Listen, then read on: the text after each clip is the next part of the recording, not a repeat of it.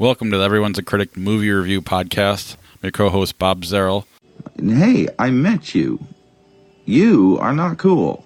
With me, as always, is professional film critic Sean Patrick. I am the smart. I am the smart. S-M-R-T. I mean S-M-A-R-T. And Josh Adams. You goddamn communist heathen, you had best sound off that you love the Virgin Mary, or I'm gonna stomp your guts out. Now, you do love the Virgin Mary, don't you? Visit us at IHateCritics.net. We're also at everyone'sacriticpodcast.com. We're on Facebook. Our Twitter handle and Instagram handles is our Critics Pod. There you can participate in the top fives, watch the trailers, read our reviews, interact with us, and whatever else. So please follow us if you're not following us already, and then encourage your friends to follow and download as well.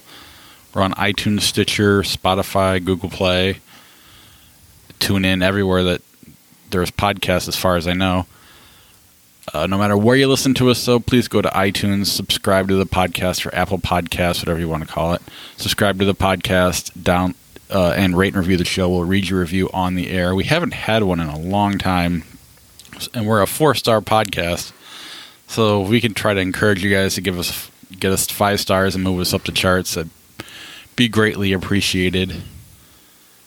Patreon. IHateCritics.net/Patreon is the best way to support the podcast. You'll get a credit on the show and other things. You'll get merch, vice versa. That doesn't make sense. Distracted. We do have a end of the game Cub game on the screen that we're trying not to watch, but and a call didn't go our way, so I apologize. But yeah, Patreon. IHateCritics.net/Patreon. If you want to be a supporter, you'll get a credit on the show. We'll read your shout-outs later on in the show. What else? News. Let's start there. Jason from New Mexico, one of our Patreon supporters, has been posting a lot about this Movie Pass deal, and they're trying to find a way to make this last longer than a couple months. And there's several different rules. I haven't dug into it that far. I don't think any of us really have. No, not really. One of the things is you're not allowed to watch movies, repeat the same movies twice. And I think Avengers having a record-breaking week is part of that, maybe. What are your thoughts on that rule by itself? Does that make sense? Is that fair? I don't quite understand it. I don't quite. I don't know how many people are really going to see a movie that many times. I mean, are there that many people who are really going to see Avengers every day? If it was free, if you're paying $9, I mean, not that I would, but I could see people doing that. Mm-hmm. But I mean, it's got to be such a small percentage, though. Yeah, the only thing that I was thinking about when it comes to not seeing a movie twice is that some films you really need to see a couple of times, and then the only way that you would really be able to afford it realistically is having something like this where you can do that 2 times. Say you see it a week later or something. There shouldn't be maybe 2 times would be like the cap for the amount of times you see a film. How does the app know, of course, that you're seeing that film versus another one at the theater that particular day? I mean, does it log Avengers twice and then say, no, you can't do that? It just seems silly because no matter which way you look at it, it's a ticket. Why would it matter for the same film? I'm trying to figure out what the onus of this is, as we all are. Why would it matter? Is it the studios getting very upset about their grosses being misleading or something like that? I think that's more to do with them losing money. If you're going to every movie that comes out plus some, and there's multiple people doing that, it doesn't take a whole lot for that to start to not be profitable. And a movie, all these Marvel movies that are coming out all the time, now the Star Wars movies, the Fast and the Furious, all these movies that are big, huge blockbuster movies, they're easy to go and watch multiple times. They're fun to watch. You can go by yourself. You can go with your girlfriend, wife, friends, multiple different times. And I think that's where it is. Another thing is they're only allowed to see one movie a week instead of every movie or unlimited movies. kind of along the same lines, but does that bother you as MoviePass subscribers? I mean, I still go to the movies for free, so you're just going to have to... I wanted to make sure you at least had the opportunity. Yeah, it pisses me off, of course. I mean, there are moments where there's a little bit more free time in a week, and yes, I would like to be able to do that. Obviously, this is a good deal, period. If you're able to see one movie a week, each month, for the price that it costs, that already is a deal. Great. That's fantastic, and I shouldn't really complain about it. I guess I'm always up in arms a little bit when a company changes their terms after you've already signed up for something. And then the fine print comes into play, etc. It's a little shady, and I guess for as long as it lasts, then feel free to take advantage of it. So I shouldn't complain about something like this when I know that overall it's a good deal, but it is nice to be able to have that kind of freedom as a film goer, to be able to see more than one a week. Yeah, and you're the type of guy who would take his free movies and go see shitty movies that you weren't planning on seeing. I mean, that's yes, what you you're were right. doing before MoviePass. This is the way that I see a Transformers, or you guys will probably enter in plenty of titles later on in the show. But you're absolutely right. Yeah, and I can respect not making money and wanting to make it last. And if I at least like that they're making an effort to try to keep it going. I do understand the other side of it being, all right, let's just give this away, rope them in, and then fuck them later. I get, that mentality. I guess it's a little bit of both. It's the Republican Party platform. Well, it's every business you know. Right. And then what's in beta testing now, and I don't understand this at all, is taking a picture of your ticket stub. I am part of the testing. I got an email saying that I was. Sean is not. I don't know if Josh, you probably don't even know. If you don't have an email, you probably aren't. So you're probably fine. Yeah, I have not received it, and I check all of the various promotions and social blah blah blahs every day. So yeah, so we'll be less distracted. The Cubs win. But yeah, that's. I'm not gonna just quit it until it doesn't become worth its money. And especially since our Patreon supporters are paying for it. Absolutely. So thank you for that. And then, you going to say something? Or? Oh, no. I'm good. All right. Trailers, we have one this week just because of what I'm sure is going to be a packed show of Venom. Josh. Oh, man, what a shitty trailer. I was really holding on to hope for this movie for obvious reasons. It's a superhero film, and Venom is a cool superhero, or cool villain / super bad guy / occasional hero when the symbiote is called to do that. This looks like... actually. Is it really symbiote? Oh, okay. That's just how she says it in the trailer. Man, my world is turned upside down now. I don't know which is which, but the trailer itself is very by the numbers. I don't understand why Tom Hardy is interested in this, because he generally seems to want to challenge himself, even in genre pictures.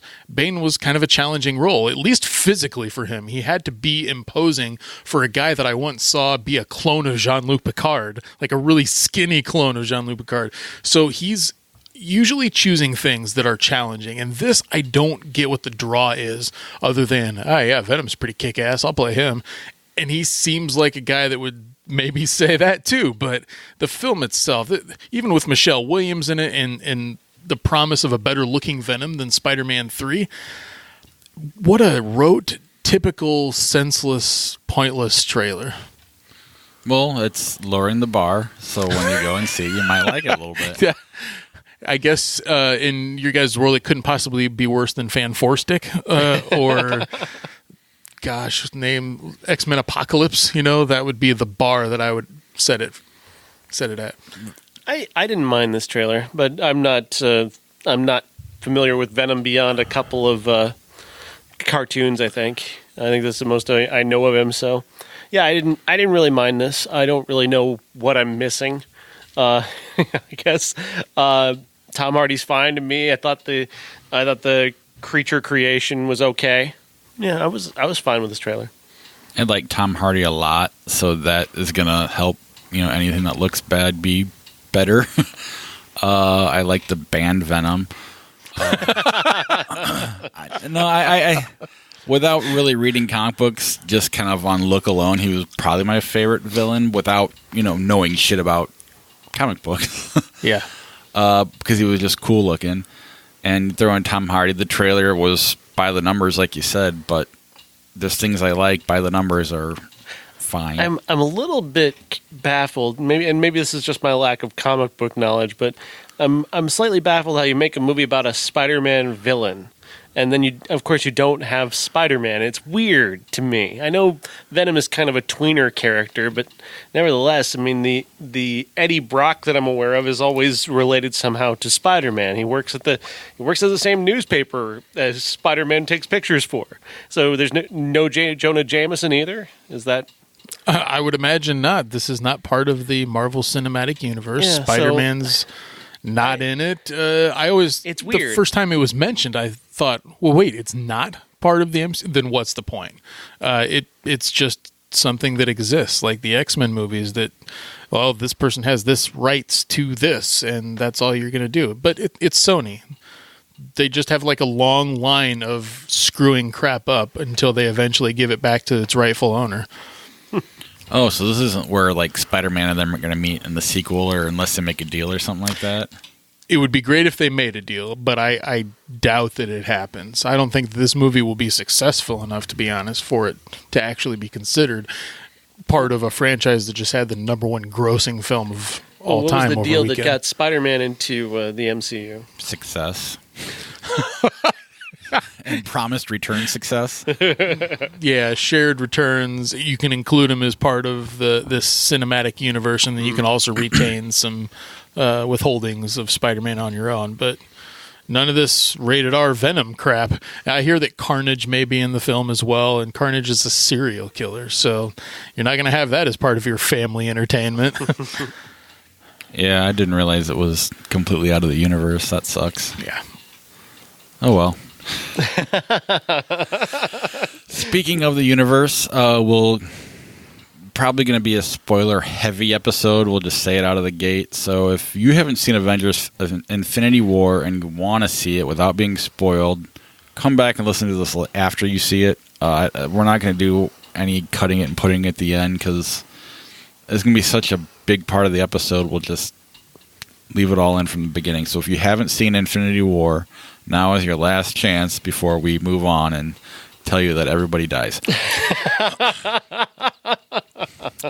All right, Avengers Infinity War. Yes, directed by the Russo brothers, who also did, of course, Captain America Civil War. This picks up the story about a year later in where the MCU is. It's a little bit after Thor Ragnarok. The ship that's carrying the last of Asgard is destroyed in the first moments that we see the movie. We see characters who we know killed very quickly, and then Thanos versus the Hulk very quickly, and all this passes very quickly. And it's right off the bat, I was kind of annoyed just by how many important things we just toss right out the window in the first 10 minutes. Then we move on, of course, with Thanos. He's attempting to capture all of the Infinity Stones. Thanos, of course, played by Josh Brolin in what I think is a performance and a creation that does rival Gollum, honestly, in terms of its accomplishment. I will grant that. That said, I don't think I really love everything. I don't like much about this movie, honestly. There's a lot of things I got a problem with, and most of that is just me personally. It's like maybe I couldn't. Nothing about this movie helped me get out of the mindset of being very cynical, because that first couple of minutes when we watch Loki and Heimdall die, and it really doesn't feel like it's going to be. I don't know. I'm trying to find the proper metaphor, and they build up Thanos to such a degree. It's like, well, there's nothing that anybody can do. This is really pointless, and why are we even bothering? I mean, it's like he's so powerful that no one can stand against him, and that's nice to stack the odds, but they stack the odds a little bit too high there right from the beginning, and it sort of robs us of seeing Loki as much as he dies a hero. It robs us of a real great arc of seeing him arrive at a point where he dies heroically. Heimdall's death is he dies heroically too, but again, it's so quick. I was bothered by that, and I was off on the wrong foot from the very beginning. As it goes on, and we get some interesting stuff, but like the Guardians are brought in. We get all of the MCU here, and something about the Guardians throughout this, it felt like watching a Guardians cover band to me. Like, this didn't feel like the Guardians of the first two films.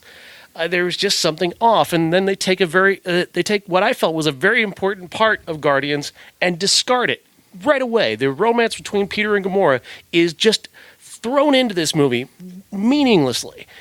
Even as the last film had built that relationship, and we'd learned a lot about Peter Quill, and he'd become to this point where he needs to learn how to grow up in order to actually be worthy of Gamora instead of winning her like a prize because he's the champion of the universe.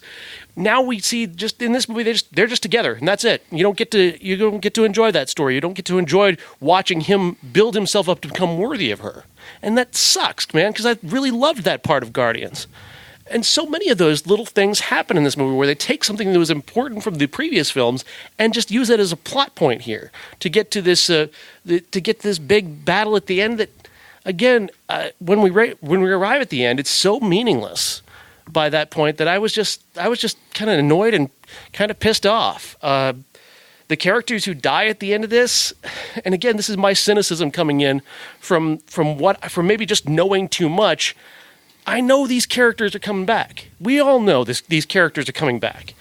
The movie needed to be good enough to make me forget that, and it just wasn't. I think a lot of what you're saying is actually true in my eyes, too. And I feel that I can make that point and then also follow along the lines where you just don't enjoy the movie as a whole. And then I still recognize everything that you said and said, yeah, I still liked it. It's still good to me. It's just not great. And I had a moment this week trying to think, what would it have taken for it to have been great? I mean, 10 years of buildup is a lot of buildup, but I think this is probably the most anticipated superhero film of all time, to be honest. I can check off all of the possible DC films that I've wanted to see. It still doesn't have the actual rapport of this one. And the fact that it's pulled off in a way that I still enjoyed myself at the end means something. I can't discard that feeling. Are some things rushed? Absolutely. The moment that you're talking about at the beginning with Loki's death and Heimdall's death. Also, where's Korg? Where's Valkyrie?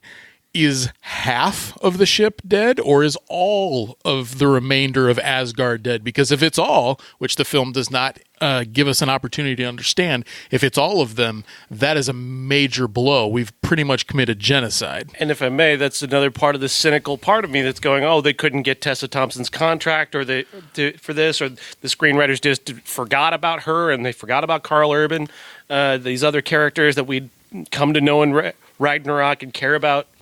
I mean, but they do this throughout. They've done this throughout the history of the films. I mean, you can go back and find other characters that were missing, like Jane Foster. Where's Jane Foster been all this time? Couldn't she have been helpful in a few moments along the way? But that's the cynical business side. But those other movies have been so good that I was able to suspend that stuff and keep that stuff out of my head. Like Ragnarok is so good, I never thought about Natalie Portman for a second. Not 1 second.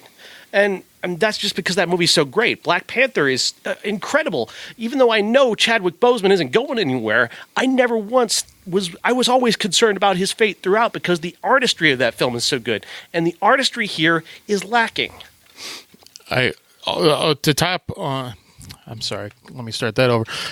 To go on top of what you just said with Jane Foster not being there. I'm able to forgive just a little bit of that because this is one part of a larger story. We know that there's an Avengers 4 film coming out. In fact, the title hasn't been released because it's a spoiler, as I understand it. We don't know what it is yet. But that being the case, I'm willing to allow so much in this film, including the ending.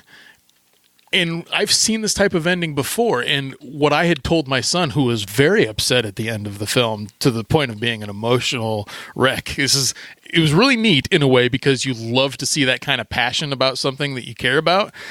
I haven't seen that out of him yet, and to see that out of him is really cool. But then in trying to explain the film to him, I'm thinking, do you remember The Empire Strikes Back? And then, of course, I get online and I start reading reviews, and then there's person X, Y, and Z stating Empire Strikes Back. It makes some sense. What else was going to happen in this film? Were they going to allow Thanos to win? Were they going to defeat him? No. Then you'd have a 4-hour movie. As a whole, if you put this one and the next one together, it's going to be 5 hours of a very large story.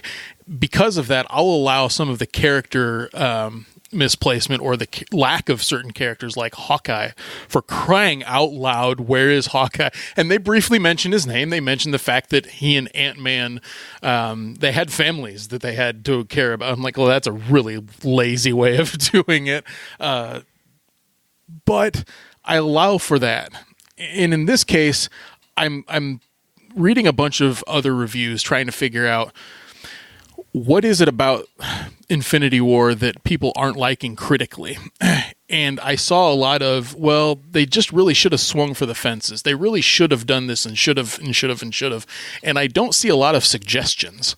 I myself don't have any suggestions because at the end of the film I said, well, that's okay. This isn't over yet. I'll judge it when the next film comes out, perhaps, as a whole. But what suggestions would someone have to actually make this a better film? I think it's an achievement by the fact that it exists as it is, and I enjoyed it. Bob. Sorry, please chime in. No, I mean, I think it's, in terms of an Avengers movie, just the 4, right? No, the 3, I guess. I'll include Civil War in that. I think it's the best since the first one. I don't think Civil War is very good, and I think number 2 is overlong and kind of pointless. When you have this many characters, you have to speed it up. You can't give everybody the Bruce Willis and Armageddon death. You can't, and I'm okay with that. And even the relationship, he doesn't get a chance, and it's kind of heartbreaking that he doesn't get a chance. It doesn't piss me off. It just kind of like, well, that sucks. You're taking this away right away. You need the Guardians because Gamora's like the star of the movie. Which I thought was really cool. I was not expecting that, at least until for halfway through the movie.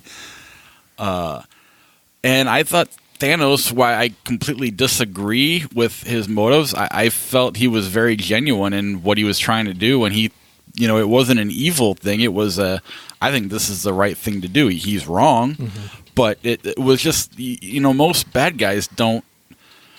There's this evil, twisting the mustache type of guy. Then he wasn't that. He was a very cool bad guy, and they built him up so much, but they didn't beat him. So that's, it makes it that much more believable. What bothers me is who they killed off.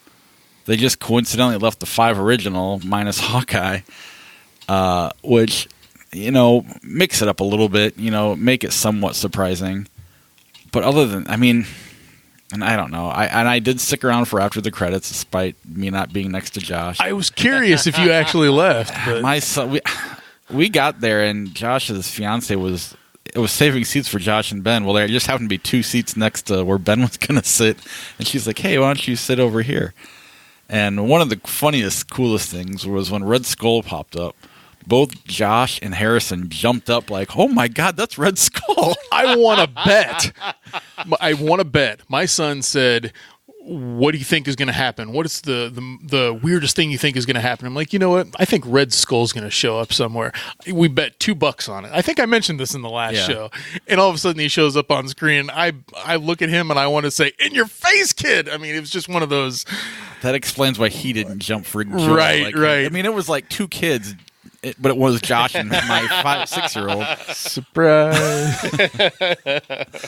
But that was neat, and it ended up being a really cool scene and a believable scene. And that scene alone kind of made up for anything that could have been a problem with the movie. I don't know. I don't love it. I am getting sick of these movies. And see, where I am at is like I'm on the just that end of between liking and disliking it. So it's like it's at that point where I could like it more, but I mean it's not a terrible movie. I don't hate it. I think much of it is very accomplished. So we're like just degrees apart in how we feel about it. Sure. I'm just more. I've never felt this cynical in the Marvel universe before, because when it gets to that ending and all this powerful stuff's supposed to be happening, in my mind I've got, well, that guy's got a contract for the next movie. That guy's got a contract. The Guardians got another contract, because all the Guardians die. Black Panther dies. Stephen Strange dies. They killed everybody who they've already announced has a sequel. And the reason they did Spider-Man, they killed Everybody but the big five. Everybody who's got a sequel already in the works for their own movie, it is killed in this movie. And I'm thinking, all I can think of is, well, Wall Street is already, Disney's already told Wall Street all these guys are coming back to protect their profits. That's in my head. That's just me, maybe. I don't know but if the movie had been as good as the other movies for me, maybe I could put that stuff aside, like I did during Black Panther, like I did during Civil War, which I think is for me a better movie. And I watched Civil War again this week, and I like the emotional stakes that they built there, and especially in that final battle between Iron Man, Cap, and Bucky. I thought there was some real emotion going on, and I think Robert Downey Jr. gives some of his best work in that moment. I like the way they built that up. I still love that airport fight. I think that's a really great scene for me. But again, I know I'm in the minority on that. Well, no, you're in the majority. Okay. Me and Josh. Yeah, we're in the minority. You talk about stakes. That airport scene had none. So I don't know. But you are right. The ending of Civil War was much better than the rest of the movie. But I don't know, Josh. I'm trying to look at it of a more holistic viewpoint. This is a part of a whole, and because of that, I can't hold too much against this film for not being 100% satisfying. I mean, they've got movies planned through 2025. That was something that Kevin Feige announced today. Whoa, okay. If they really wanted to set the stakes, kill the 5 originals. Kill the 5 originals, and then maybe we have the thought, oh my God, maybe they're not coming back, because they've done a great job. Chris Evans, Robert Downey Jr., they've done a fantastic job of giving us the idea that they're not coming back. Hemsworth, they've all done a great job of making it think like they might not come back. And if this movie ended with them dead and us thinking they might not come back, now we've got something going forward to the next movie where we don't know what's going to happen, but Sure. we know for the moment, from the minute that next movie starts, we know that the thing that's going to happen is the time stone's going to turn back time and everybody's coming back. And that sucks, man. I will say I disagree with that point, only because the cynical person would be like, "Oh, there's contracts up, their contracts up, that's the other." I mean, it's a double-edged sword. You can't win. There's literally nothing you can do to make it perfect. So, and I kind of like how it was more throwaway. I mean, you're killing off what ended up being one of the biggest movies of all time in Black Panther, and just kind of But he's coming back. Well, I understand that, but it's either their contract's up or they're coming back. There's really no win-win. I think in order to do that, they've got to. But at least there would be the opportunity to negotiate with those other guys, and maybe that. And like I said, they've done a good job of teasing us with whether or not they'll do another one. You've got a point in that. I'll use the Empire Strikes Back thing again. They froze our hero in carbonite, and then the film kind of like just ends, and it's a downer. It's like, oh my gosh, what is going to happen in the next one? We don't know. This doesn't have that same kind of cliffhanger, other than people going through the rapture. And I don't know. I'm both for and against that. Thanos was, as a villain, as you already stated, and I'm glad you did, because I'm having problems with English today, apparently. The way that you stated it is that he's a real villain. He isn't just twisting his mustache. he's really those are the best villains, period. Like Khan, for example. Yes, he's evil, but at the same time, he really thinks this is for the betterment of humanity. That made me really dig Khan from Star Trek. And here, he really thinks it's the best thing for the universe. There's no doubt in his mind that his way is the only way. He's like the ultimate narcissist, okay? And I really, really hate that kind of... It really grinds my gears. You know, so Thanos really affected me emotionally throughout this entire film, watching him do his thing. And even when he drops Gamora off the side of the cliff, he's like, I'm not going to let anything get in my way of my destiny this time. You prick. Like, I really hate him. And the movie is effective at not just teasing Thanos anymore. He's not grabbing a gauntlet. He's not smiling at somebody or bathing the stars in your blood crap or whatever. Okay, they really delivered on making him terrible. I mean, I hate him. And so I want to see him go down. Everyone disappearing at the end, or half of the people disappearing, to get them back, yes, you could just find the time stone, turn it around, you know, do a share on everyone. And I think that there's going to be a sacrifice needed to make that happen. And that is where we'll feel that emotional pull. I think they're just delaying that a slight bit because, gosh, you almost have to have that moment of shock in order for that sacrifice to really pay off. I kept waiting for that sacrifice, that somebody's going to step in and make sure that he doesn't lay down the gauntlet to the ground and eradicate half of the population, right? Nobody does that, but I think it's coming. I think somebody is going to stand in that way, and it's going to reverse it to a certain point. I do think that certain people, like, I think Gamora and Loki, they are dead. I don't think that there's coming back from their particular death in this story. Heimdall, I think he's dead too. I'm with you on Loki and Heimdall. I'm not so sure about Gamora. I think but she at least there is at least some suspense there. There's no suspense to Doctor Strange, Spider-Man, no. the rest of the Guardians. There's no suspense there, and that to me, and I apologize right away, Josh. Go ahead. The way this movie ends made me think immediately of the Two Towers and how cynical I felt about the extension of that Lord of the Rings movie, where they're just doing this to make money, to extend this out to even further and make yet another movie to get more of our money. And again, that cynicism came into my head, and I was just like, ugh.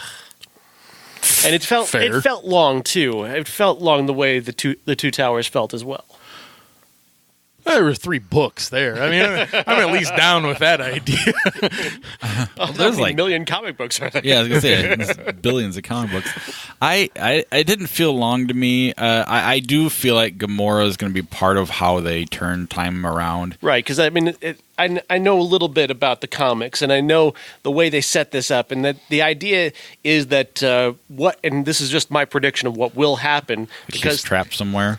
Right, probably inside the Soul Stone itself, or she is the Soul Stone. Ooh, one of those things. But also, I think one of the things that's going to happen is that I'm 12 years old. We must have read the same thing, because one of the things that one of the key is going to be is that they're not going to defeat Thanos necessarily. He's going to end up still around, but he may not be as evil as you think he is. He'll be like a Horcrux. He'll become the Soul Stone or something. He'll be. He's Bob's eyes glossed over there. He's going to arrive. He arrives at the end of the movie at that place where he's in the comics, where he's won, and he's basking in his glory, and he realizes how empty that is, and his grief comes back for having killed Gamora, and that's why he decides to turn back time. I mean, that's plausible, and there's, and the reason, him saying that is, then you think of Doctor Strange. Why the hell did he give him the time stone? Because he knows what's going to happen. He looked at every single possibility, and that's the only way to win. Right. Was to. So yeah, we've kind of ruined Avengers 4. But that, I mean, and that's because the beats of this movie are predictable in that same way. I guess. Wouldn't it have to be somewhat predictable if you've got a being that's all-powerful, and the only way to defeat the all-powerful is doing something unexpected? I can't remember specifically a movie. It reminds me of The Matrix a little bit, where the only way to defeat it was to, because there had been thousands of Neos before it, was to do something slightly different. And instead of trying to defeat it and losing or winning, sacrifice. That became the thing. Okay, I kind of get it. You're right. The beat's been played before, but what else? I guess that's what I'm asking critics to provide me, and generally they do a great job of providing me with an alternate route that would have been smarter. And in this case, I just don't see an alternate route. So the film is as good as it can be to me. I agree completely, and I'm even with Sean's idea, which I agree with completely. There still has to be a fight of some sort. At some point you're going to get rid of Iron Man and Captain America, right. Possibly Thor. There has to be. I'm curious how that's going to happen. I think there'll be another villain. I think his brother, Kang the Conqueror. But yeah, I think there'll be another villain. I think they'll sense a weakness in Thanos. and that weakness will open up a thing, and then Thanos will kind of almost end up on their side. I see Kang the Conqueror as being the thing. Captain Marvel, the villains of the Captain Marvel film coming out next year are the Skrulls, as I understand it, the shapeshifters that you referred to. And my son and I were talking about this. For whatever reason, he's read more than I have recently, which is really sad.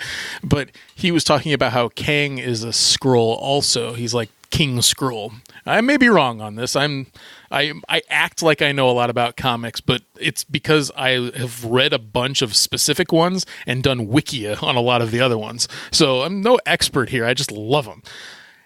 If Kang is part of the Skrull Society or that race of alien beings, and Captain Marvel is fighting them, well, that seems to be the major congruence for me. I would say that's your next major villain, almost as powerful as Thanos, just doesn't wear an Infinity Gauntlet. And Captain Marvel takes place in the 90s, right? Yes. Those of you, everyone that didn't stay to the end of the credits, maybe skip along, but the film that's coming out next March, as I understand it, Captain Marvel, starring Brie Larson as Carol Danvers, at the end of Infinity War here, as Maria Hill and Nick Fury finally come into the picture after all this time, they are raptured like everyone else. And right before Nick Fury is let go, he's hitting this beeper. And there was a part of me that knew, because why would you go to a beeper? I'm like, wait a minute. Captain Marvel takes place in the 90s. This has got to be it. And then it shows the logo. It's a cool way to end it, and the crowd that I was at, they were kind of like, "What's going hooting on?" and hollering. And it was like half and half, because I heard people going, "That's Captain Marvel." Like they're explaining it to the people who didn't know who the hell Captain Marvel. The lady to my right, I had to do that too. But I'll be honest, that kind of bothered me. If you really wanted to show you had balls, is don't put an end. You skip the one post-credit scene, skip that one too. And also, it's a good shot to show Ant-Man fading away into ashes, and then Hawkeye's family fading away into ashes. Not even as a post-credit, but when everybody's fading away. Right. Do that all up front ahead of time. There you go. That's what brings Hawkeye back into the fold then, is if he was getting away for his family, what if his family no longer exists? But really make it a downer when you go all out, because that at least would. Everything else you can't win, but if that right there is going to bother, trouble people. That post-credit scene, though, opened up another hole for me that's going to nag at me when I get to Captain Marvel, and that is that it's set in the 90s. Where's she been all this time? I'm sure the movie's going to try and address that, but they've got a lot to address, like why wasn't she in Sokovia? Well, she's an intergalactic hero. She may have been off galaxy. Well, maybe they'll explain that, but... And they were all separate a lot in this movie, but they did all come together at the end. There's the one thing that I was also missing too, was the money shot. So far in the first two Avengers films, you've got the 360 camera showing all of your heroes battling the main disaster here. And because they're in different locales, that was impossible to do. But I'm assuming then in the next film, we will see everyone together. Perhaps it becomes just a larger circle. Everyone do-si-do. Let me ask you this. What would you have thought if Thor had actually been successful in killing Thanos? Would that have ruined the movie for you? It would have felt cheap, to be honest. Really? Yes. The reason... he's right there. He's been battling, blah, blah, blah. All he had to do was forge another weapon to kill Thanos. No, it seemed cheap for me. I was like, this isn't his actual death here. Extended that battle between the two of them. Maybe that made that battle more epic with him finally winning. If Thor would have been the one to defeat him, I would have been okay with that. But in the fashion that the film portrayed it, I was hoping that wasn't it. Yeah, I don't...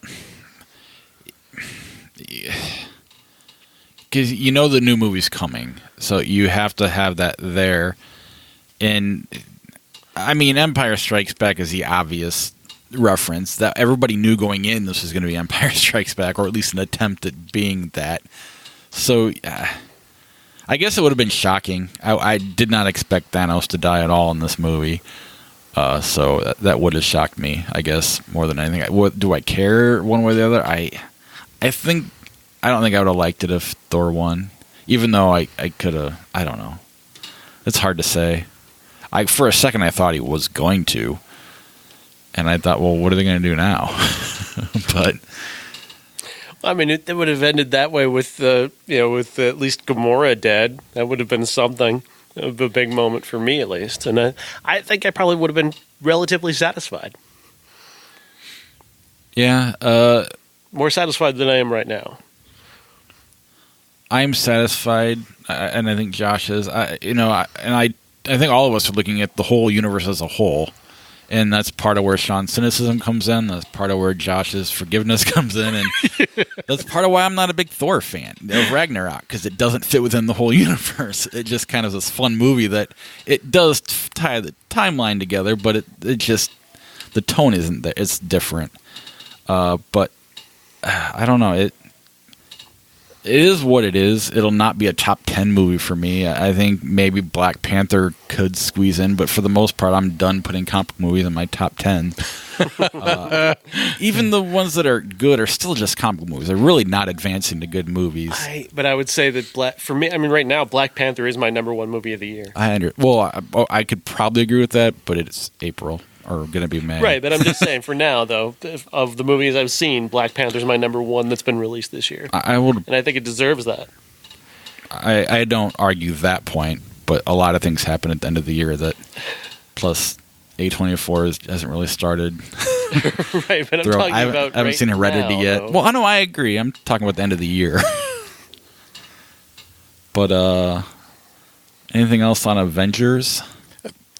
The only thing that I really need to take from this is that after you guys had walked around the corner or whatnot and the credits are rolling, I look at my 11-year-old who's, and I'm not at all making fun of him here, mind you, but he's got tears streaming down his face a little bit, and he looks at me with disbelief and said, "So he just won?" And I'm like, yeah.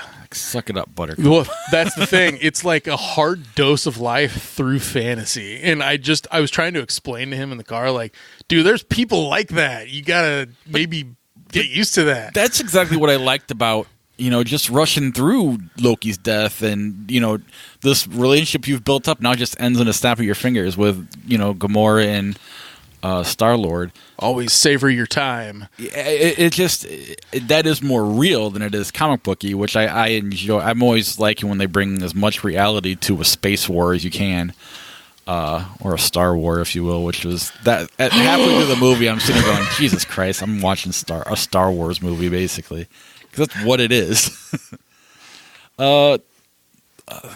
The female focus, there was a couple times where it seemed forced, I guess, that fight scene where it was Scarlett Johansson, was it Scarlet Witch and Michonne from Black Panther. Oh, yeah, Okoye. I mean, it was cool, but it was still, it just felt like, look at here, we got 3 women fighting. And what I thought about the women angle is that, yes, that is true, but also Mantis is possibly the crux of this entire situation. Yeah. Mantis could have ended it all, and then the asshole is the dude, like walking in being his bro self and screwing the whole universe. I mean, Star-Lord's responsible for the deaths of billions, trillions of lives across the universe. That's got to weigh heavy. I mean, he's dead too, so there you go. Right, and in a way, Gamora is kind of the star hero of the movie, Yeah. which is really neat too. And that didn't feel forced whatsoever. But I don't know. I think overall it's good. Anything else before we move on? All right, because all we had was Avengers this week, let's jump to Defend It and then come back to our streaming challenge. All right. There. You ever heard of the Son of Sam? Fellow who received orders to kill from a dog. That one. You defended him. And I'm only calling it Defend It because the Rotten Tomato score is horrific on this movie. Oh, God. Knowing. Sorry. That's my review. Sorry. Oh, you don't like it? No, let me back up. When I first saw this in 2010, early 2010, mind you, because it came out in 2009, I had very low expectations. Very low. When that happens and I see something that, number one, isn't shitty, but I'm actually enjoying it, and I'm really enjoying where it went, then that's such a pleasant surprise to me. And normally I can't stand Nicolas Cage. You know, he's got his bright spots, but normally he does what you have claimed he does in this film, which is not act. He shows up, collects a paycheck, rolls through his lines like he's been asleep half of the production. Okay. Knowing has a particular production value. Alex Proyas being the director, I have a lot of respect for a couple of real solid films that he's done, Dark City and The Crow. So I had confidence that at least, if nothing else, it will be a solid film. I had seen iRobot. It was disappointing, but I didn't hate it. I had Gods of Egypt was in the long distant future, and I didn't have to think about that yet. But because of that, I allowed so much the first time that I saw this. I said, well, yeah, but this is actually kind of interesting. Yeah, but this is actually kind of interesting. That does not a good movie make. You have graciously pointed out for me this week that, yes, a series or collection of independent moments does not a good film make. Or just because you want it to be good doesn't mean that it's actually good.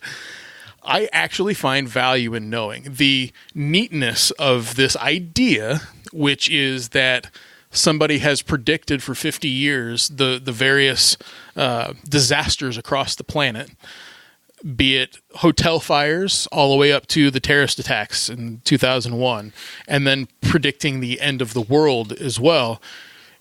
Okay, what are you going to do with that? And the obsessive nature of Nicolas Cage for me works here. I can see, even though it may not have come across completely in the film, he doesn't go Nick Cage batshit crazy here. I wish he would have.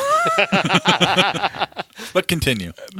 I think Alex Proyas wouldn't have allowed that. It's not a Nicolas Cage film. It's an Alex Proyas film. It's a science fiction film. I think Nicolas Cage was interested in this idea too. I mean, every once in a while, he doesn't just race cars or shoot guns or whatever. He tries to think about ideas. And as an idea, this film works. The execution of it is occasionally shoddy in that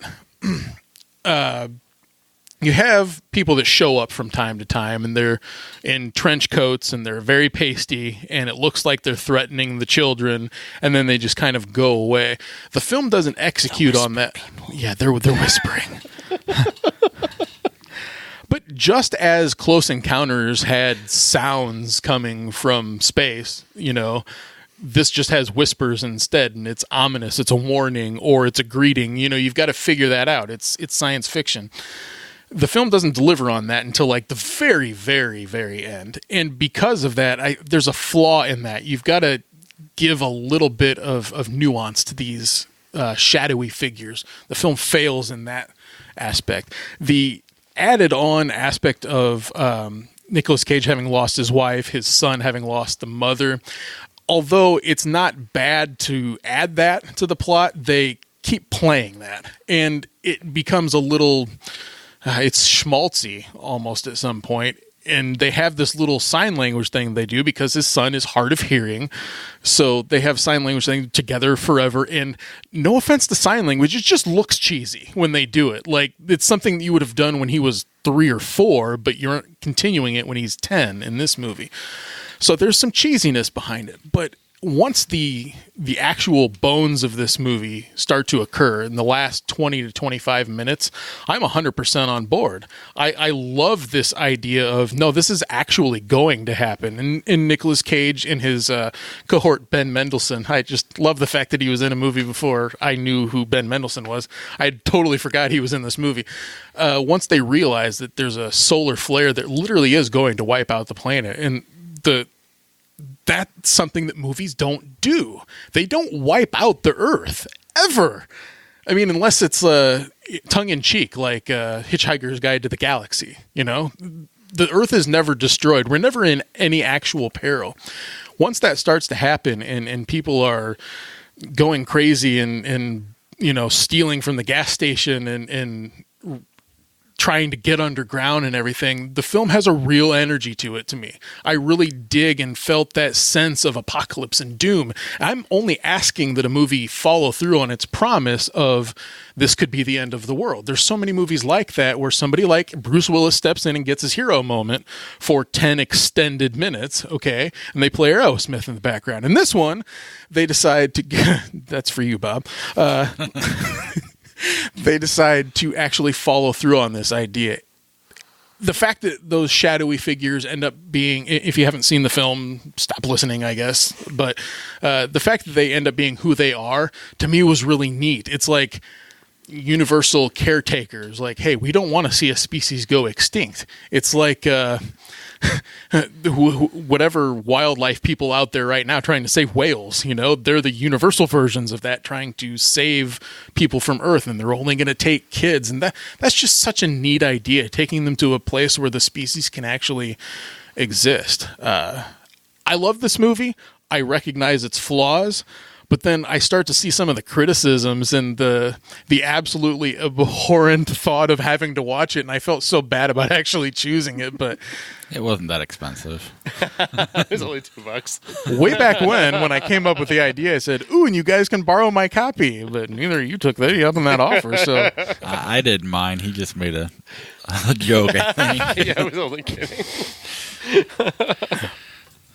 have at it. Do we just let him defend it and then move on, or do we have to? Well, I think I've said all that I possibly could. This so. is mostly a forgettable movie to me. It's not terrible. It's pretty silly.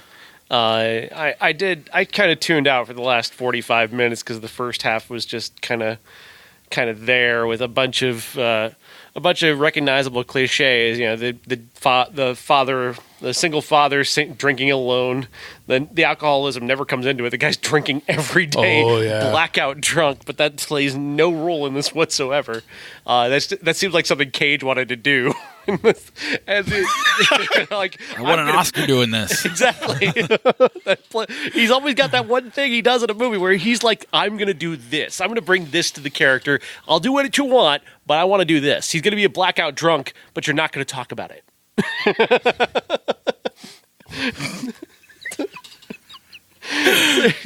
and eventually after the plane crash part, I started checking Twitter, and I just started tweeting insults to Dennis Miller, and just kind of looking up occasionally to see if the movie was still on, because I tuned out because the plane crash sequence I found to be just one of the sillier parts of it. The special effects are so terrible.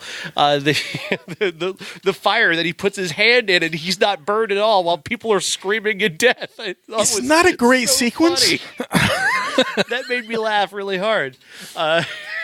They saved all of their effects for the end. Clearly.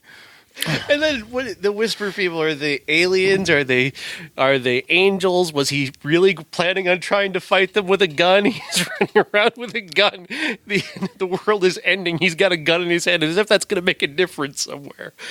So the whole thing is just so silly. And that's why I don't really hate this movie, because I did laugh plenty, but I really just I don't really. I've already begun. I'm forgetting it for the second time now. I didn't laugh enough. You know, I didn't really find enough of those moments that were laugh out loud stupid. Nicolas Cage was not, you know, Leaving Las Vegas Nicolas Cage, and he wasn't Con Air Nicolas Cage or Bad Lieutenant. He was just kind of like what Josh said, there to. I feel like he probably did believe in the material. I just think he didn't execute it very well. And my wife, who loved this movie originally, actually came in because she just heard it and knew right away what it was. And came in to watch it, and all of a sudden she switched. She was like, "Oh my god, this acting like all around is terrible." And she had a hard time getting back into the movie after that. I mean, then there are cool things like the plane crash and whatnot, but and I'm also the type of person that I would rather at that point when you're telegraphing the end, have the balls to not end it, but not do it with Bruce Willis on an asteroid, but you know, do it by having this person being crazy and not really knowing how to, all those people who a K-Pax moment.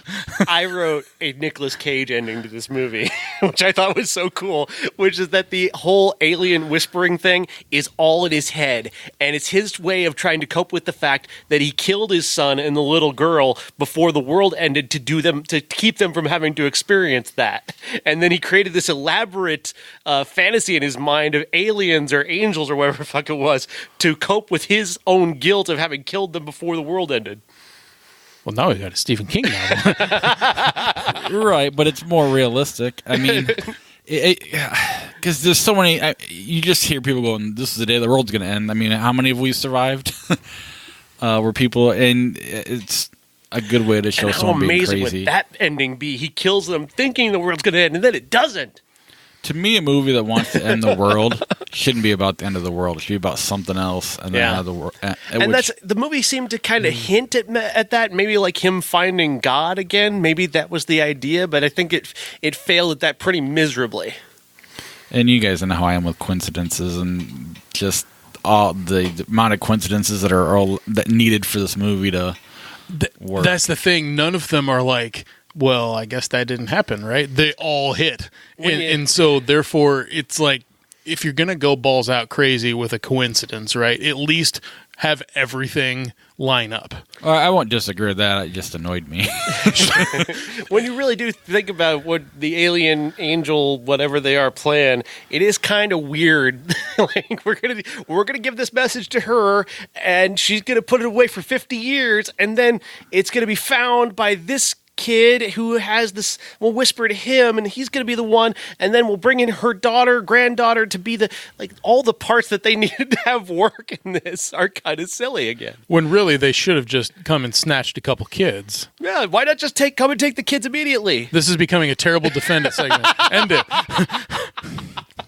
Really, I mean, they know what's going to happen. Just come take the kids. Shit. Why are you waiting Stop all this time?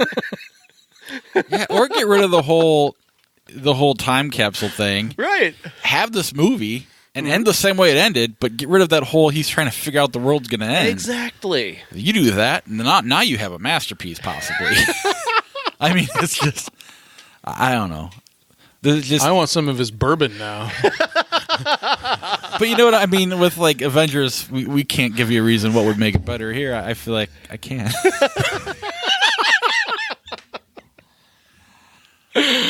Oh, well, I'm keeping my copy. I was a little afraid, but I'm keeping it. Good for you. Love what you love. Yeah. All right. And then, because we didn't know if we'd have enough to talk about, even though we're at an hour, let's head to our streaming challenge. We'll start with Kodachrome. Is that what it's Yes, pronounced? Kodachrome. Jason Sudeikis, Ed Harris, and one of the Avengers, Scarlet Witch. Elizabeth Olsen star in this movie. It's about a man who is a record executive played by Jason Sudeikis, who's lived kind of in the shadow of his father, this world-famous photographer. He is very much estranged from him. His father left his mother, who eventually died from cancer, and he was left to live with an uncle while his father was off going around the world. The relationship between Ed Harris and Jason Sudeikis is incredible. They really pull off the anger and the frustration that he feels, and so justifiably. And Ed Harris can play a real bastard, but also be kind of sympathetic in a way, because he's so frail and he is facing the end of his life. And watch Ed Harris's eyes in this movie is so incredible. The way he just slowly lets the fear of death seep in behind this really arrogant facade. It's brilliant acting. It's I can't. This is the best Ed Harris performance I've ever seen, and I've seen a lot of really good Ed Harris performances, but this is number one for me by far. The idea is that Sudeikis kind of gets forced to go on this road trip with his dad and his nurse, played by Elizabeth Olsen. They're going from New York to Parsons, Kansas, where the last place in the country that processes Kodachrome film is going to process the last of it for the very last time. This is not going to be done again. And Ed Harris has these 4 rolls of film that he wants to get taken care of before he dies. And any idiot who's seen a movie before knows probably what's going to be on those rolls of film, but the way the movie gets there is so good. And the moment they get there, the moment you see those pictures, it has a real dramatic impact. A lot of this movie, like, it's a road trip movie, and there are very predictable beats, but the acting is so good in this movie from these 3 leads that I really didn't care about what I'd seen before. And that's what's really great, because people talk about formula films all the time. I don't have a problem with formula films. Just do the formula well. That's the key. Like, a lot of the stories that we've ever seen have already been told in some way. And things that become cliches I only really notice a trope or a cliche when they're bad. If you can take something and do it well, that's what this movie does. It takes a very familiar concept and just does it better than other people do, because they cast it so well, because the performers are so invested, and the relationships feel so real and so raw. And I really love this movie. This is one of the best movies of the year. It's almost a shame that it's a Netflix original, because it's not going to be anywhere where I can push it for an award. Yeah, no, after Avengers at like 10 o'clock, I got home and I'm like, oh, Sean's watching this. I'll just put it on and fall asleep to it. And then 1 o'clock in the morning comes, or maybe it was 11. I don't remember when I started it, but I couldn't turn it off. It's like Sean said, from Jump Street where this movie's going to go and how it's going to get there. But then you just go for the ride and you don't think about that again. And that's due to the performances. All 3 of them are phenomenal. Ed Harris specifically, but Jason Sudeikis, usually the straight guy on SNL kind of, but still goofy. He's able to kind of shed that, which is huge for this movie. And then Elizabeth Olsen is always good. Almost, she's just always good. And her role here is so difficult, because it is clearly obvious why she's there. She's going to be the love interest, but she finds another way to do that. She finds just a little angle of her own to play, and I really loved that. Yeah, I definitely recommend seeing it, and yeah, it might rival Black Panther. Maybe now that you say the movie up there, this would be it. Mm-hmm. Very, very good. Go see it right away. We'll see when I put up my ranking the movies column tomorrow. And then we'll give Josh a break. I saw the week of. I turned it off once, and it's not because it's. Let me rephrase that. It's bad. But, we talk about Adam Sandler not trying. He is trying here, and I appreciate that. He's it's an ensemble movie. There's a lot going on. But there's just enough silliness to kind of take you out of it. It's frustrating. You have, if you could just take the silliness out of it, then you got a boring movie. So you don't really, it's just kind of a movie that shouldn't exist. But I'm happy that he tried. It's about 2 fathers. There's more than that, but it's Chris Rock's the father of the groom. Adam Sandler is the father of the bride. And all their families end up staying at Sandler's house. Rock's rich. Sandler's poor. Sandler insists on paying for everything.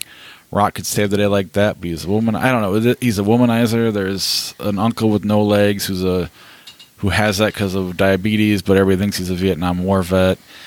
And at one point, they're at like a Hooters type restaurant, and they throw him into a giant ball pit, and he dies. Oh, great! But it's the little silliness like that.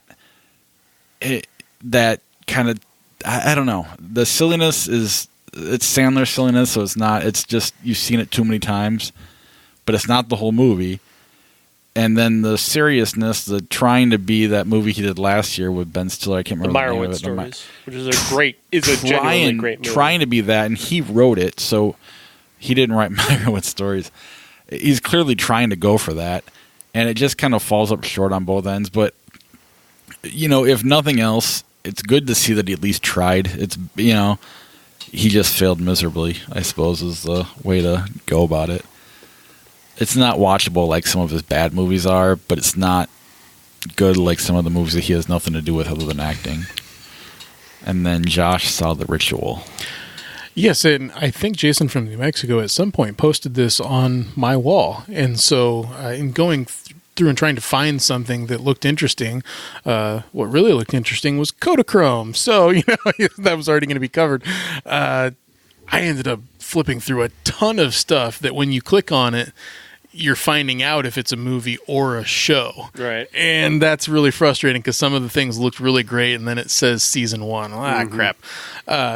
In The Ritual, because Jason had mentioned it, kind of resonated the best possibility. It stars Rafe Spall, not an actor that I think you would know the name of, but you'd know his face if you saw him. He's in Prometheus, if that does anything for anyone. It's a group of 4 friends that are on a hike in what appears to be Sweden. And they do this because they're remembering their late friend. Rafe Spall could have helped his friend in the midst of a robbery. And in not helping him, he has this massive amount of guilt because his friend does die in this robbery. And in this hike that they're taking, one of the friends dislocates his knee or something like that, and he has a really hard time walking. And so they're going to take a shortcut through the woods. Well, I already know where this is going to go. This is called The Ritual, for crying out loud, so I know that there's going to be some gore involved. They go through the woods, and inevitably they start seeing signs on the trees. Well, the signs are bad, right? They look tribal. They look witchy. Okay. Eventually, they come to a shack that's abandoned. Well, don't go in that. Then they spend an evening in there, and each one of them has their own version of a nightmare. They have seen, at some point in their journey, something disemboweled above them. This movie's playing all of the hits, okay? But still, it is constructed well. You will find yourself interested in finishing the story, if nothing else. It is well acted. This group of friends, they have a lot of built up and pent up anger towards each other because of the result of this robbery. And Rafe Spall playing a guy who's weak at heart and trying to come into his own a little bit and show some actual courage. Sure, okay.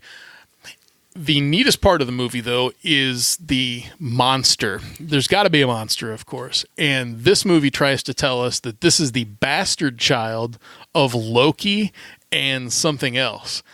And, okay, we're in Sweden. All right, I get it. So this is Norse mythology going on, right?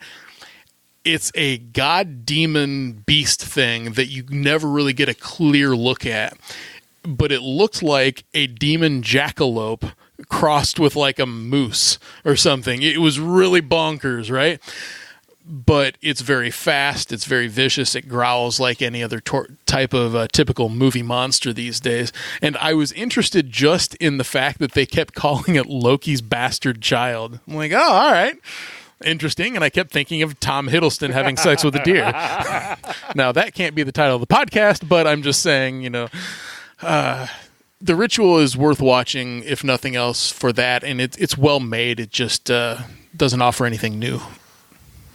Isn't the beast at the end is impressive? The rest of the movie didn't do much for me, but the beast is impressive. Isn't it made of humans? It's made of human parts. Yes, and the interesting and fire. Yes, so that's pretty cool. Bob is so mad he didn't see this. Made of human parts. You're thinking of The Thing, perhaps, but not nearly as skillfully done. Think more Leviathan, made of human parts. And fire. And fire. I was thinking of that Natalie Portman movie earlier in the year. Annihilation. Another movie that would kind of be up there with Kodachrome and Black Panther. It's up there on my list. Along with Unsane. which I have not seen, which I want to see. I kind of skipped over this, and Josh probably wishes I had. Top 5 list.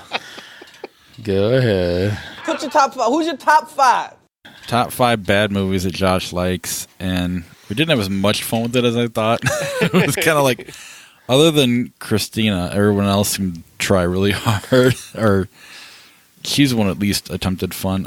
Jason said the abominable Dr. Phibes. It's in every one of his top 5s, regardless of the category.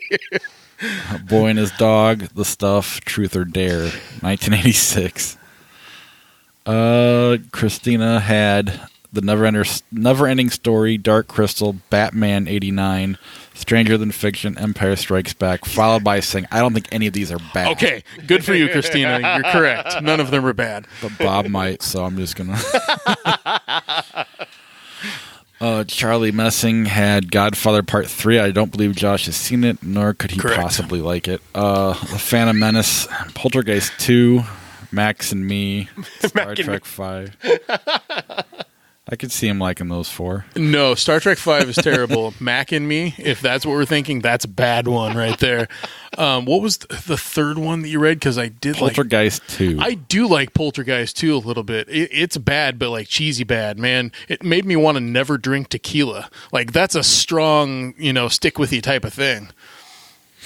And then Hoke had the Star Wars, The Phantom Menace, Star Trek, The Search for Spock, Interstellar, Donnie Darko, and Finding Nemo. Okay, I shouldn't have read that one. And then here's the deal. I haven't I eat like one time a day now because I'm trying to lose weight, and so I kind of get in these just when you get negative, you just kind of go for it. Oh yeah.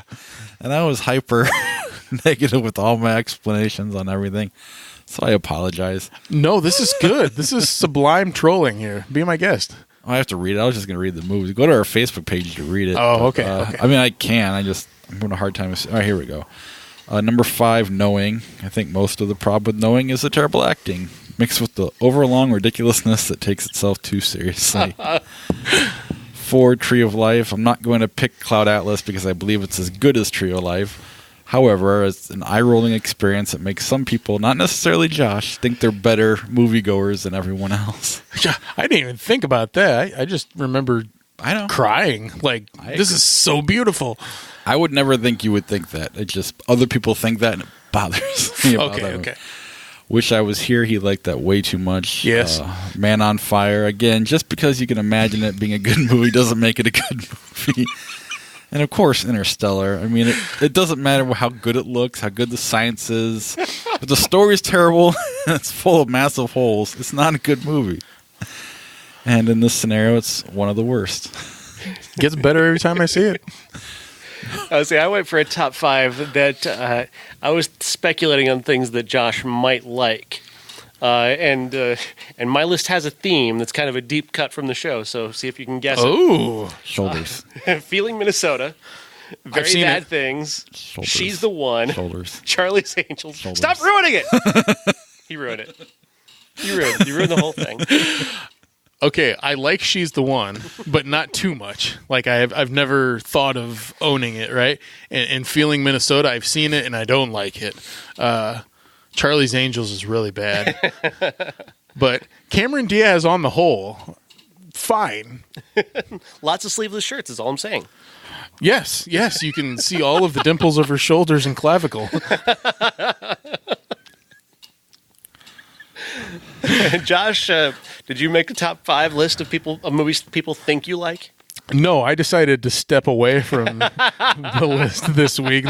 I don't know what I could have possibly added to it. I was interested in seeing the submissions. Kind of cool. This would be a good thing to do to all of us. Oh, yeah. Once in a while. Absolutely. Have some fun trolling each other. Number 18 in 1988. Squeezed and pulled and hurt my neck in 1988. Squeezed and pulled and hurt your neck in 1988. 1988. All right. So there are 4 movies from 1988 this week, and I actually got to 2 of them, and I'll try and get to the 2 that I saw first. One of them, Critters 2. Okay, Critters 2, The New Batch, or something like that. hell if I know. It doesn't really matter. Critters, the original, has a little bit of nostalgic value to it because they really are nasty little things, the puppets, that is. And I remember as a young kid seeing it, and a critter chewing through somebody's stomach was one of the first instances of gore I really experienced. Even before Alien is when I saw Critters. So, and then I also got to see like a Barnhouse like romp session. That was kind of interesting. And Critters 2 ups the ante on all of this. It's batshit crazy to the nth degree. There's nudity big time. There's gore big time. But it's so incredibly cheesy. Like the first one's cheese.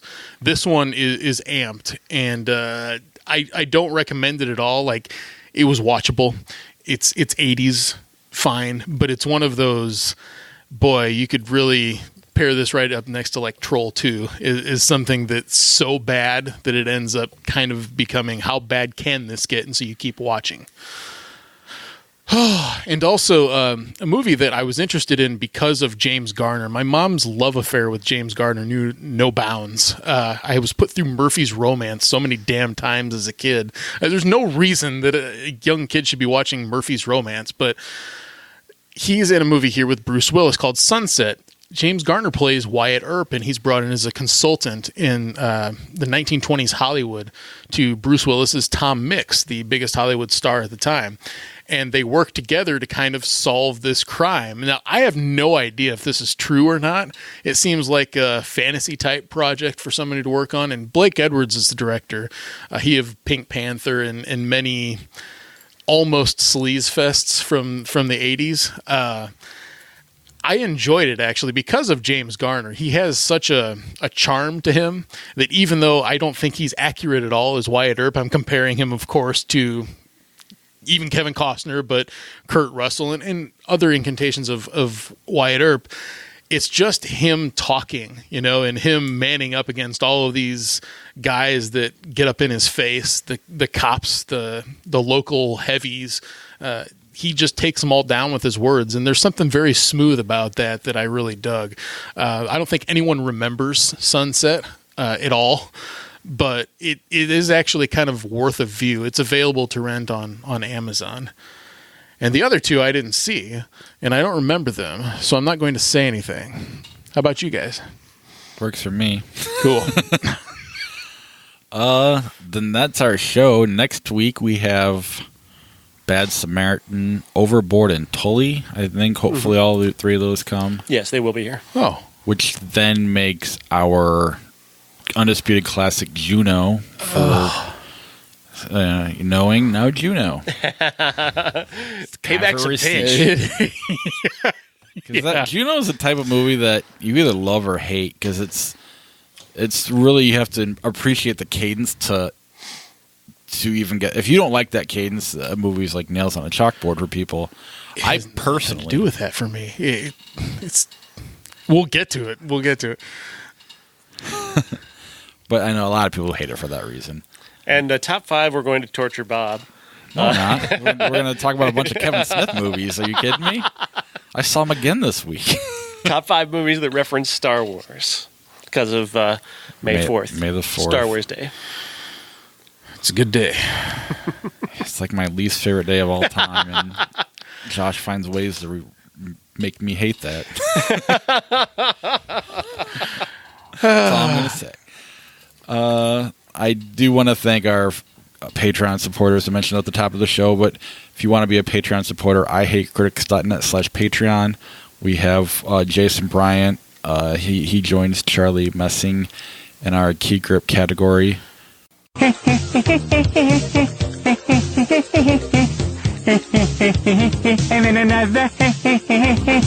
Our character actors, Josh and Christina. I think this is the beginning of a beautiful friendship. Our special effect level, Corey. May the Force be with you.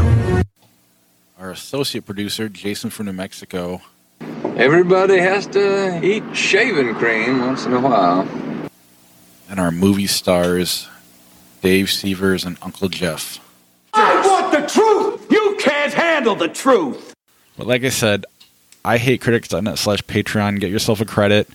we need to do that bonus show. I keep forgetting about it because it's just busy all the time, but we will get to that. We do have the book kind of going, video ready to go whenever, just trying to have things calm down a little bit.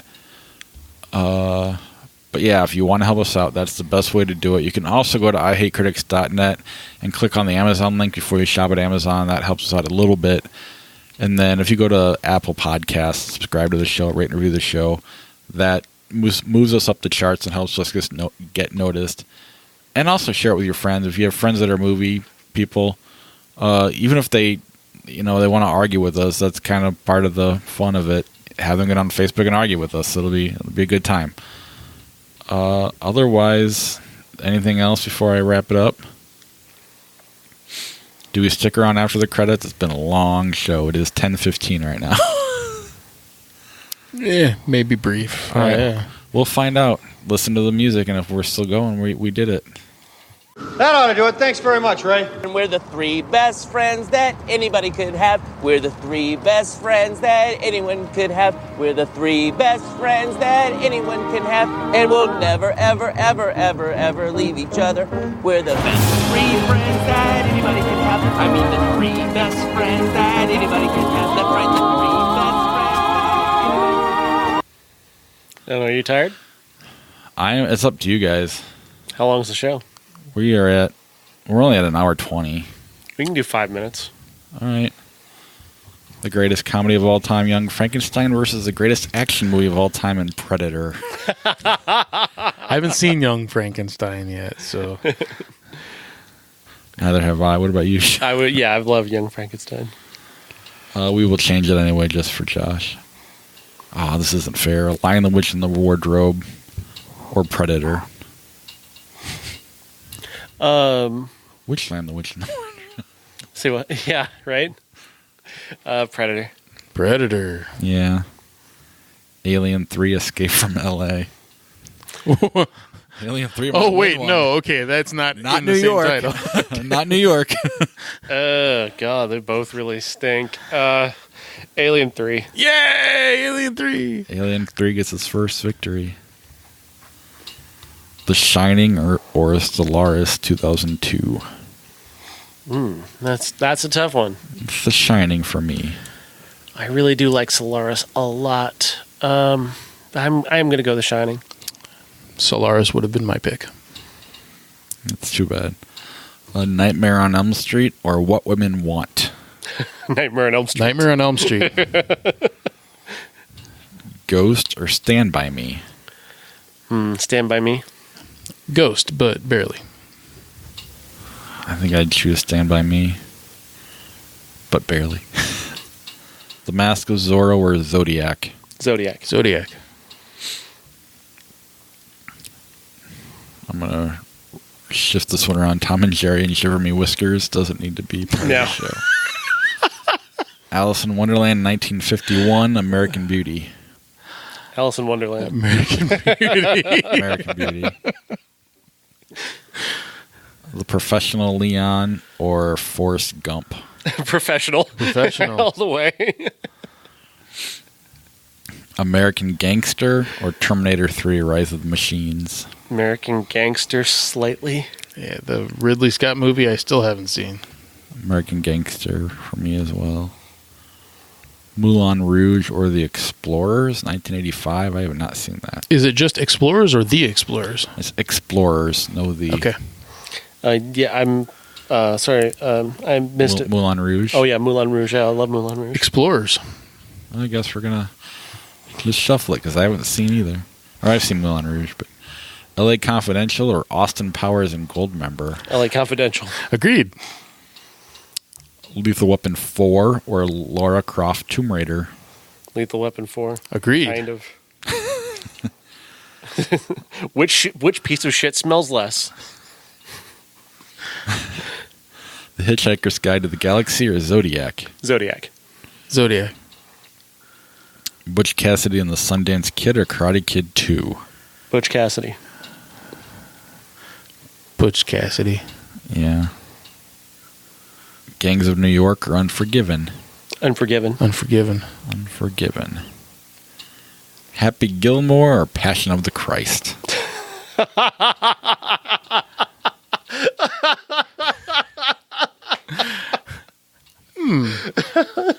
This should be like a double feature. In hell, maybe. Oh God. I guess the Passion is better made. We'll go with Happy Gilmore. Yeah, I'm gonna go with the Passion. Wedding Crashers or Three Kings? Three Kings. Three Kings. Yep. Godzilla 1998 or Pinocchio 1940? Pinocchio. Pinocchio. Pinocchio. The Patriot or Return of the Jedi? Return of the Jedi. Yay! Return of the Jedi. Knowing or Fargo? Fargo. Are you serious? Well, it's Fargo, but